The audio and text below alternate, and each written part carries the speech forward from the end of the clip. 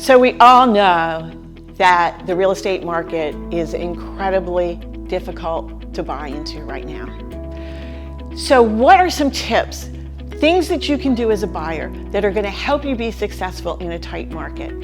Well, the first thing I'm going to say is save as much money as you can. If you're in a position to put 10 or 20% down on your home, you're going to be looked at much more favorably by a seller than a buyer who can only put 3% or even 0 down. They are going to feel like that you're much more likely that the loan is actually going to go through. In today's market, houses that are moderately priced are being swept up by investors. They are coming in with cash, and it's making it very difficult for a first-time home buyer to compete. So what can you do besides saving money? The next thing I want you to do is to get together with one of our preferred lenders.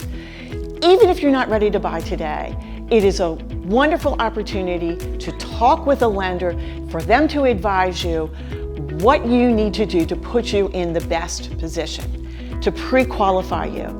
If you can't get pre-qualified today, don't worry, they're going to give you the steps to what things to pay off, to not have credit card debt, to pay off those car loans before you go out to buy a home. The next thing we're going to do is we're going to ask your lender to have your file pre-underwritten. That means that you are going to supply the lender with everything they need to write your loan, and they're actually going to send it to the underwriting department.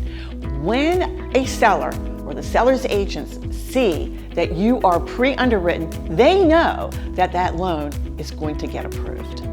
So when you're making that offer, how do you make it look attractive? Well, you're going to put as much down as you can, and you are going to limit the inspection period. The standard contract calls for a 15-day inspection period, but we're going to suggest that you cut that inspection period to 5 days. That means that the seller will have to take their house off of the market for a shorter period of time while you're getting the home inspected. Do not, I emphasize, do not forego the home inspection. Next is, we'll talk about considering an appraisal gap in your offer. And that means that if the property appraises at less than the purchase price that you're offering, that you will guarantee $5,000 to $10,000 over that appraised value, making the seller feel very comfortable that they're actually going to get that purchase price that they liked. Next one is, don't start looking for homes at the very top of your budget. We want you to consider homes that are under your budget somewhat, so that you will be able to go over that purchase price to ensure that you're going to get the property. Now, the days on market have become very few, so first we need to jump on any new property that comes on the market. We're going to want to go that day, pre-approval in hand, ready to make an offer. But another thing we might do is look at some houses that have lingered or been on the market for more than 30 days and see if we can't make those work. We could have a much better opportunity of making an offer on those homes.